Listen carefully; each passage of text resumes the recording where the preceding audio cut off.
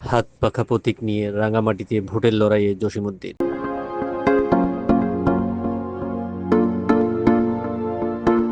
আসন্ন ত্রয়োদশ জাতীয় সংসদ নির্বাচন অনুষ্ঠিত হবে আগামী বছরের 12 ফেব্রুয়ারি।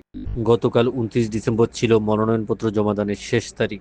আর এই দিনে 299 রাঙামাটি আসনে ইসলামী আন্দোলন বাংলাদেশের আমির পীর সাহেব চরমনায়ের মনোনীত হাতপাখা প্রতীকের প্রার্থী আলহাজ মোহাম্মদ জসিমউদ্দিন দুপুর 2টায় জেলার নেতৃবৃন্দকে সঙ্গে নিয়ে রিটার্নিং অফিসার তথা রাঙামাটির ডিসি নাজমা আশরাফির নিকট মনোনয়নপত্র জমা দেন। মনোনয়নপত্র জমা দেওয়ার সময় সহকারী রিটার্নিং অফিসার ও জেলা সিনিয়র নির্বাচন অফিসার মোহাম্মদ শফিকুর রহমান এবং অতিরিক্ত জেলা প্রশাসক ও অতিরিক্ত জেলা ম্যাজিস্ট্রেট নিশাত শারমিন উপস্থিত ছিলেন।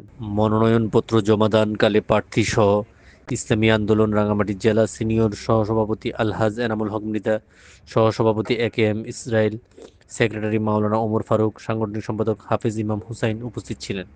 এছাড়া ডিসি অফিসের বাইরে অপেক্ষায় ছিলেন জেলা, উপজেলা ও অঙ্গ সংগঠনের বহু নেতৃবৃন্দ।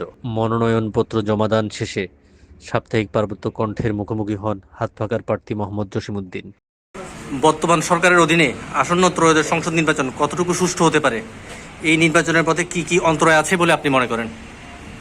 আমি মনে করি অনেক বিগত দিনের নির্বাচনগুলা প্রতিহিংসার এককভাবে জোরপূর্বক নির্বাচন হয়েছে। এবারের নির্বাচন ভিন্ন হবে। এবারের নির্বাচন জনগণ একপক্ষ হয়েছে। এই নীতির নির্বাচন জাতি দেখতে চায়, সুশাসন।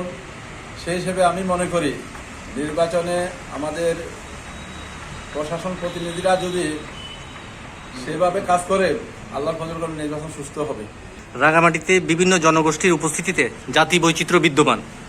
নানা ধর্ম, বর্ণ, জাতির প্রেক্ষাপটে আপনার ইসলামী সংগঠন কর্তৃক প্রার্থীতা ভোটারদের মধ্যে কতটুকু সাড়া পাবে বলে আপনি মনে করেন? আমি মনে করি ইসলাম দেশ এবং মানবতার কথা বলে। সেই হিসেবে দেশের শান্তি, মানুষের মুক্তি ইসলাম চায়, আসছে, চাবে।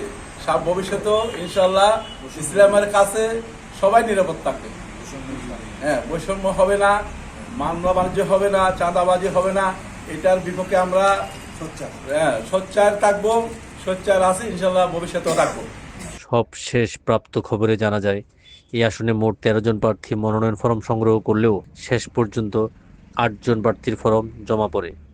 এর মধ্যে 10 দলীয় জোটের মধ্যে রয়েছে 3 জন প্রার্থী। শেষ পর্যন্ত এই জোটের মধ্যে চূড়ান্ত সমঝোতা হলে বাকি যে কোনো 2 জন প্রার্থী নিজেদের প্রার্থিতা তুলে নেবেন বলে মনে করে জোটের সমর্থকরা। উল্লেখ্য, শেষ দিনে ডিসি অফিস এলাকায় করা সেনা ও পুলিশ মহড়া ছিল লক্ষণীয়।